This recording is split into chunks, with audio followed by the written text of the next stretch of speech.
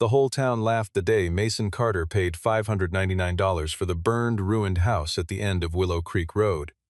The roof had collapsed, the doors had rotted, mold crept across every wall, and the broker called it nothing but a cursed pile of wood. But on his first night clearing the foundation, Mason heard metal echo beneath the tile. He tore through a false wall and uncovered a room that appeared on no blueprint of the house. Inside waited a safe missing person files and a photograph that made the police chief turn pale. Stay until the end, because this room does not only hide a fortune, it buries the whole town's true secret. The auctioneer had called it a pile of cursed lumber that morning, and most of the crowd had agreed, chuckling into their coffee as Mason raised his paddle without hesitation. He had come to that auction in worn work boots and a faded jacket, carrying nearly everything he had left in the world, because 2 years earlier his own construction company had collapsed after a business partner quietly drained the accounts and vanished. Since then, Mason had rebuilt nothing but his patience, working other men's roofs and restoring other people's furniture, paying off debts that were never his to begin with, until the only thing left to buy was a ruin nobody else wanted. The listing photographs told a story of collapse. A caved roof, broken glass, a garden strangled by weeds, a foundation nobody had bothered to photograph closely. That was the detail everyone else missed, and Mason did not.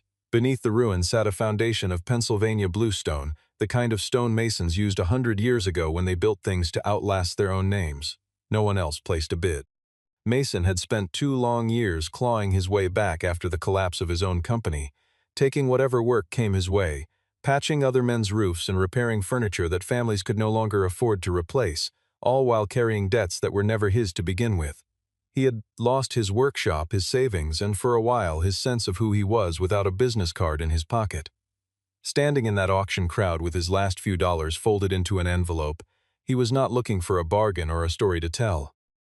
He wanted only a set of walls that belonged to no one but himself, a place to start again on his own terms, far from the noise of a partner's betrayal. The demolition costs alone were rumored to exceed whatever the land might be worth, so when Mason's number was called uncontested, laughter rippled through the small crowd, and a few local businessmen asked whether he planned to live there with the rats or sell the place for firewood. Only one man in the room did not laugh. Logan Pierce, the town's celebrated development chairman, stood very still for a moment before the smile returned to his face, a half-second slip that nobody else seemed to notice. Evelyn Madison, the county's asset auction clerk, handed Mason the paperwork with a coldness that felt out of place for a $500 sale. She told him twice that the transaction was final and could not be reversed, that the county held no responsibility for anything discovered inside, and that any dangerous structural findings would be his burden alone to resolve. Before Mason had even folded the papers into his jacket, Logan approached with practiced warmth and offered to buy the house back on the spot for $2,000, more than 3 times what Mason had just paid. Mason studied him for a long moment and declined, sensing that no man offers that kind of premium for a pile of ruined wood unless he is hiding something inside it. As Mason walked away toward his truck, Logan's smile faded entirely, and he stepped aside to make a quiet call to Ryan Connor, the town's police chief, telling him that the house had slipped into the hands of someone outside the plan. Mason moved his tools to the property but did not yet dare sleep there, since the structure was far from safe. He worked the way he always worked, methodically, checking every beam and joint with the eye of a man who had spent years learning how old houses told the truth about themselves, walking the perimeter twice before he ever touched a single board, running his palm along the framing the way a doctor might check a pulse. The foundation was solid. The house, he came to realize, had not simply been neglected by time. It had been staged to look far worse than it truly was, its wounds arranged for an audience rather than left to the slow decay of weather and years.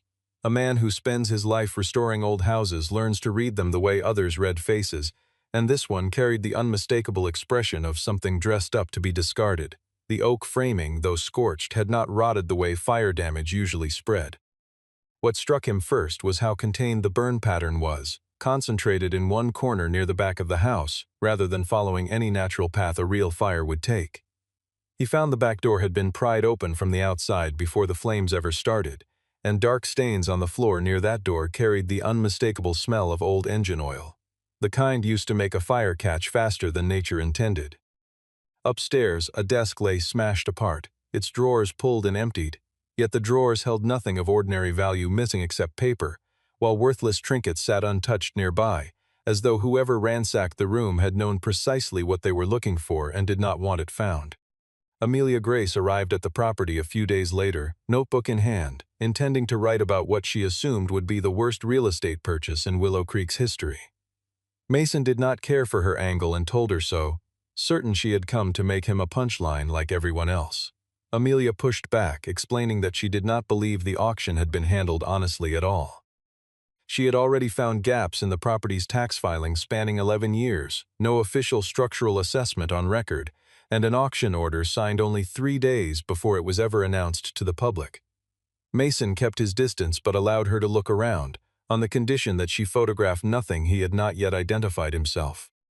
It was Amelia who recognized the house's original owner, a land auditor named Samuel Wyatt, who had vanished 27 years earlier, a name that meant something to her because her own father had spent years investigating whether Samuel had been framed rather than guilty of the theft the county blamed him for. The moment Amelia said Samuel's name aloud, a hollow knock sounded beneath the floor of the dining room, a sound too deliberate to be pipework, especially since the county's blueprints showed no plumbing running anywhere near that room. Mason crouched down and tapped the floorboards in 3 separate spots, and one section answered back with a sound distinctly different from the rest, a resonance that belonged to empty space rather than solid earth.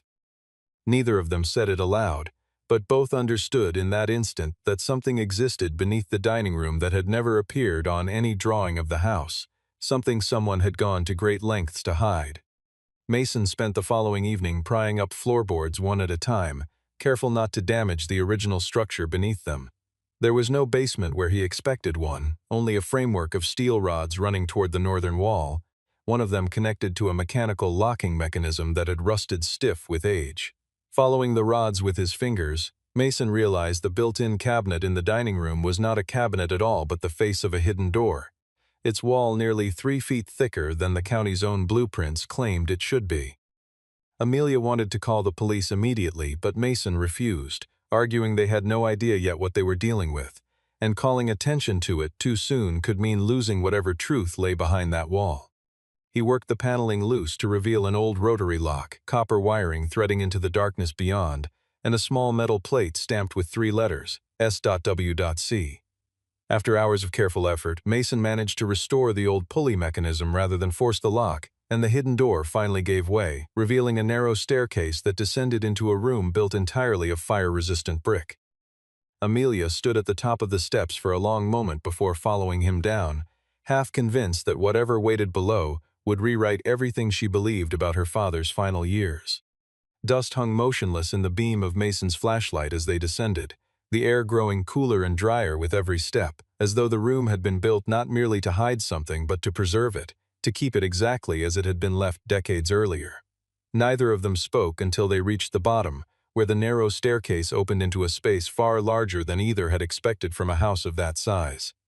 The air inside was strangely dry, kept that way by a hand-built ventilation system someone had installed with real care. Inside sat a work desk, a steel filing cabinet, a reel-to-reel recorder, hand-drawn land maps of Willow Creek, a safe built into the wall, and dozens of photographs, each carefully dated. There was no gold, no cash, nothing that matched the treasure stories people loved to imagine. But one photograph stopped Amelia cold, showing Samuel Wyatt standing beside her own father, with a much younger Logan Pierce and a younger Ryan Connor standing behind them over a map of the Northern Territory. On the back, in fading ink, Samuel had written a single line, "If I disappear, find lot number 17. Before Mason could reach for the filing cabinet, every flashlight in the room died at once. Footsteps moved across the floor above them, and someone tested the dining room door before slipping away the moment Mason started up the stairs. Outside, they found a newly cut padlock and fresh tire tracks pressed into the mud, proof that whoever had come was not searching for tools or money but for the entrance to that hidden room itself, and that somehow they had already known it was there. Mason replaced every lock on the property, installed cameras, and sealed the passage before he and Amelia dared open the filing cabinet. Most of the documents were duplicate land records from 27 to 35 years earlier, showing a pattern Amelia recognized instantly. Landowners suddenly accused of unpaid taxes, their properties seized and resold to a rotating cast of shell companies that all traced back to the same abandoned registration address, an address that had once belonged to Logan Pierce's very first office. Lot number 17 no longer existed on any current county map.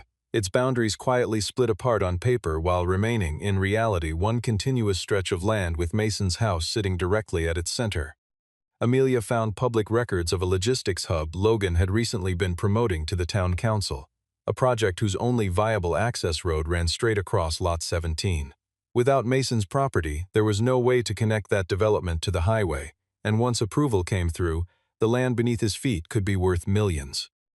That single fact explained everything that had happened since the auction: why the house had been declared unsalvageable, why the sale had barely been advertised, why a shell company had planned to buy it for almost nothing, and why Mason had only won because that company's paperwork had been filed one day too late. Amelia wanted to publish immediately, but Mason stopped her, knowing copies alone would let Logan dismiss everything as forgery. They needed the originals, and that meant opening the safe. Before Mason could examine the lock, Ryan Connor appeared outside the house, claiming a neighbor had reported illegal work on a condemned structure. Mason produced his deed, but Ryan pushed inside anyway, and the moment he stepped into the dining room and noticed the disturbed dust near the hidden panel, his composure cracked for just a second before he recovered it. He warned Mason that the house might be connected to an old case, and suggested he hand over anything discovered inside to the department. Mason gave him only a few worthless papers and said nothing about the room below. As Ryan left, he told Mason almost gently that broken-down houses sometimes bury the living right alongside the secrets of the dead, a comment that sounded far less like advice than a warning. The safe itself dated to the late 1980s, its lock too old for modern tools to crack without destroying whatever sat inside. On the desk, Mason noticed a column of numbers that looked at first like tax calculations but matched, almost exactly, the measurements of 3 specific ceiling beams marked with faded chalk. Samuel had turned the bones of his own house into a code.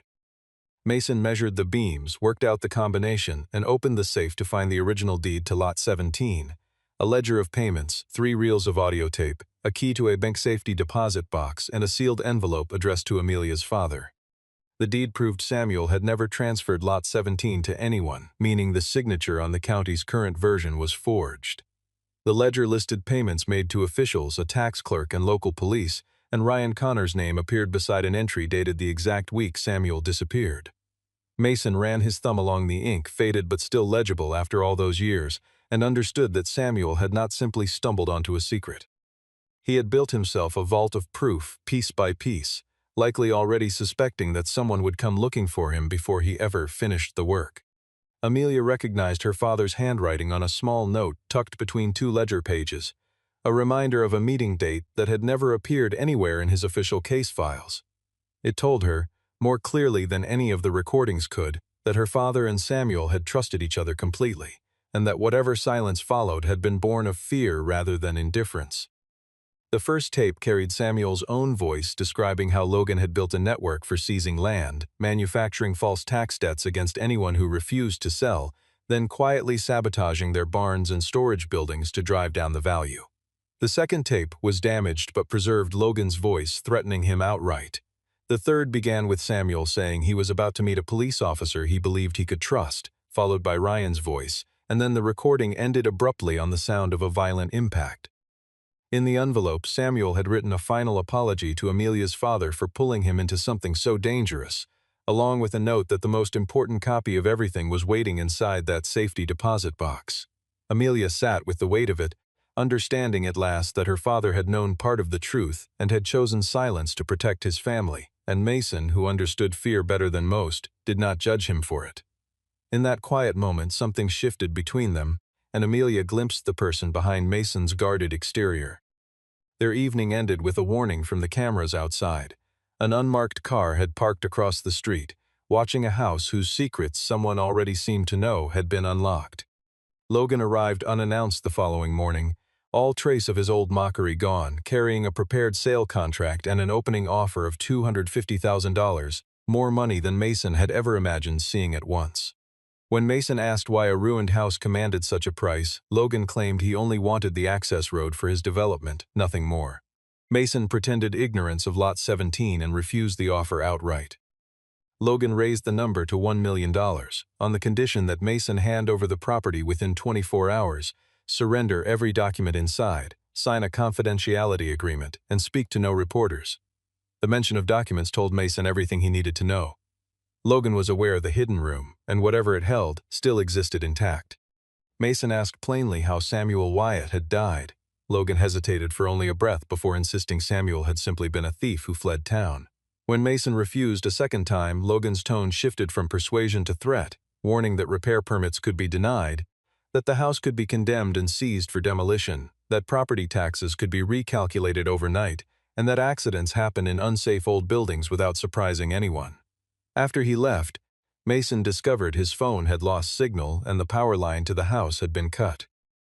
Amelia learned her editor was pulling her off the story entirely, since Logan was the paper's largest advertiser, and was ordered to surrender all of her files. She refused and was suspended on the spot.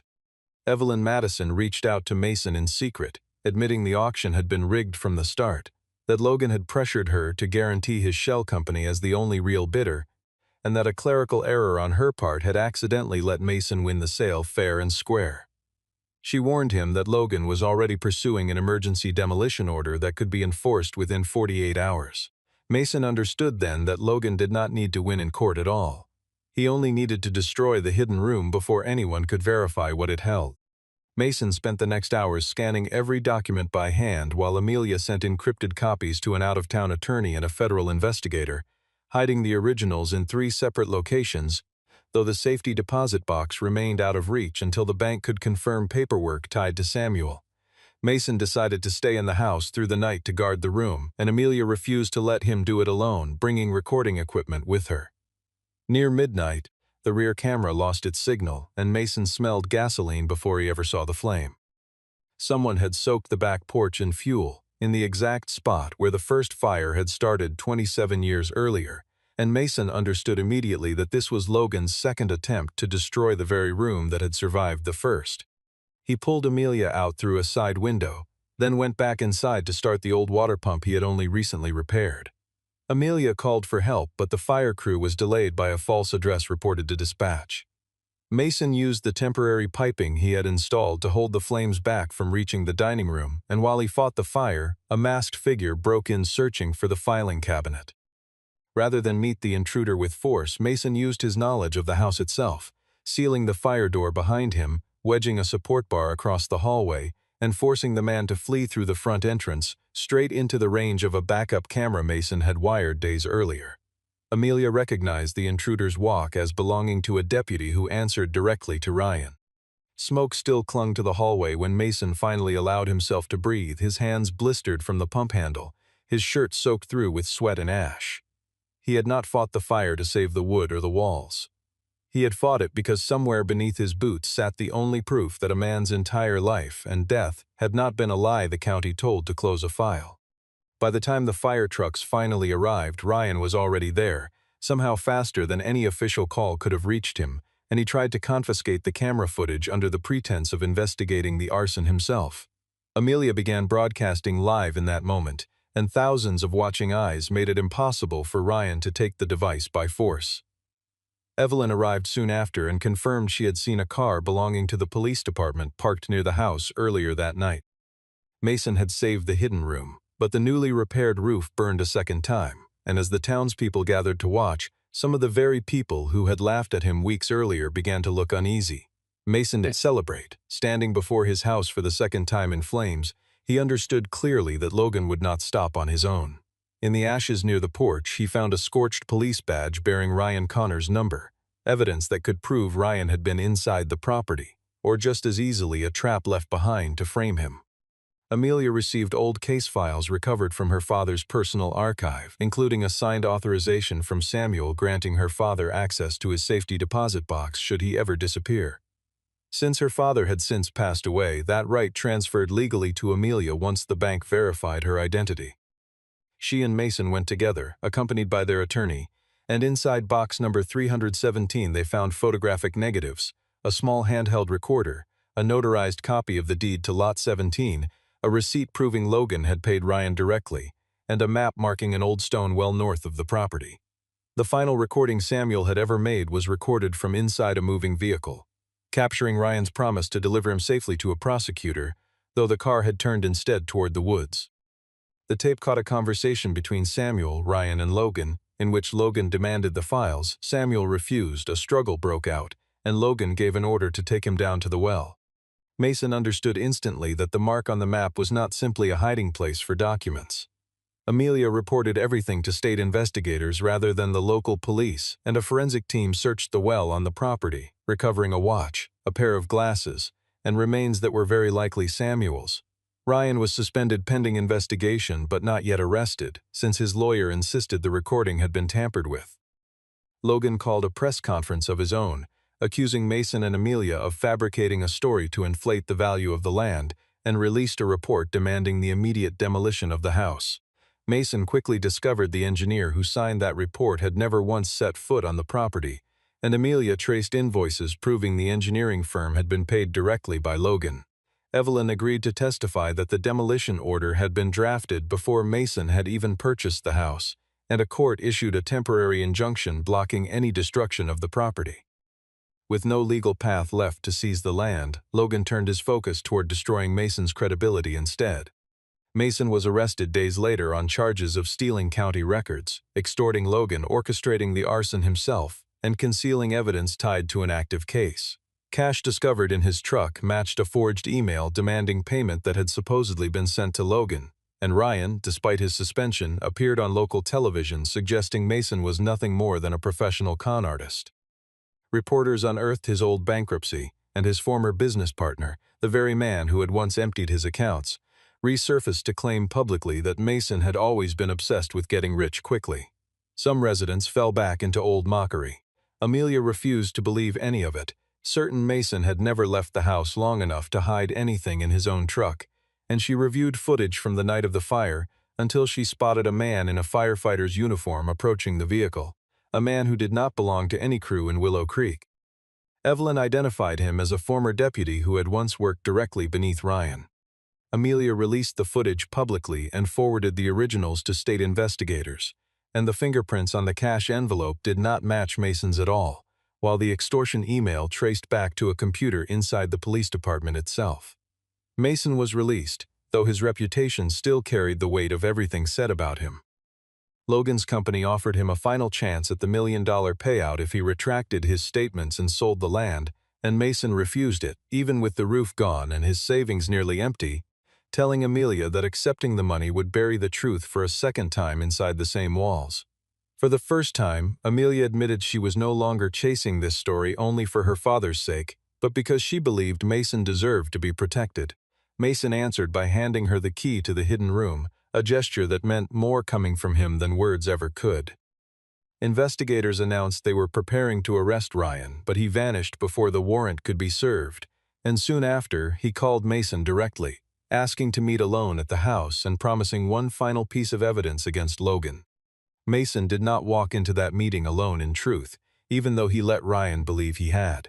He alerted Amelia and the state investigators beforehand, entering the house first only to make Ryan think his plan had worked. Ryan arrived carrying a gun and a bag of documents, and there, standing in the room he had once tried to destroy, he finally confessed that Logan had ordered Samuel's abduction, that Ryan had only meant to frighten him, and that the confrontation had spiraled far beyond what either of them intended. After Samuel's death, Logan had used that same guilt to control Ryan for 27 years. Ryan wanted to trade his files for a way out of town, and inside his bag were records of recent bribes along with proof that Logan had ordered the second fire himself. Logan appeared suddenly from the rear entrance, having followed Ryan the entire time, intending to kill them both and burn the house down one final time to erase everything. Mason triggered the fire door mechanism he had rebuilt with his own hands, cutting off Logan's escape just as Amelia arrived with state investigators close behind. Logan tried desperately to destroy the files in his hands, but every word he spoke had already been captured by the old recorder still running inside the room he had spent weeks trying to erase. Ryan lowered his weapon and surrendered. Logan was arrested on charges of conspiracy to commit murder, land fraud, bribery, arson, and obstruction of justice, while Ryan agreed to cooperate in exchange for consideration at sentencing. A secret buried for nearly 3 decades finally came into the light inside the very room Logan had once tried so hard to burn away. Forensic results confirmed the remains belonged to Samuel Wyatt, clearing his name of the theft accusations that had followed him for 27 years. Families who had lost land through the same scheme were granted the right to sue and seek compensation. Logan was convicted after witnesses who had stayed silent for decades finally agreed to testify, while Ryan received a prison sentence of his own, though his cooperation helped dismantle the wider network of corruption. Every transaction connected to Lot 17 was declared void, and the court formally confirmed that Mason had purchased his house lawfully at a public auction. The logistics hub project collapsed entirely. Another development company later offered Mason $4,800,000 for the land, and he chose not to sell it all, leasing only a portion under strict conditions. The house itself could never be demolished. The stone well would be preserved as a memorial, and a share of the proceeds would fund a restitution program for the families Logan had wronged. That income allowed Mason to settle his debts, restart his business, and finally restore the house with his own hands, rebuilding the wooden roof, the arched windows, the staircase, the dining room, and the door that led down into the room where everything had once been hidden. That same room was eventually turned into a small historical archive for Willow Creek, and the photograph of Samuel, Amelia's father, a young Logan, and a young Ryan was placed on display as a quiet reminder that a single photograph can hold both truth and betrayal in the same frame. Evelyn left her position with the county and became the caretaker of records for the new restitution fund. Amelia published her full investigation under the title Lot That Never Existed, and though the work earned her a statewide journalism award, she always said the real victory was returning Samuel's name and her father's to the truth. Some of the people who had once mocked Mason came to the house on the day it reopened. A few offered quiet apologies, while others simply stood in silence, too ashamed to say anything at all. Mason never threw their old jokes back at them. He stood on the porch instead, watching a house once dismissed as worthless become the very thing protecting the town's history. He thought often in the months that followed about how close the whole truth had come to being buried forever beneath a floor nobody thought to question. It would have taken so little. One more day of hesitation at the auction, one bid from the company Logan controlled, one moment of doubt that made him walk away instead of staying to listen for a hollow sound beneath his feet. Mason never called himself lucky. He preferred to think that some houses simply waited for the right person to come looking, patient as stone, for as long as it took.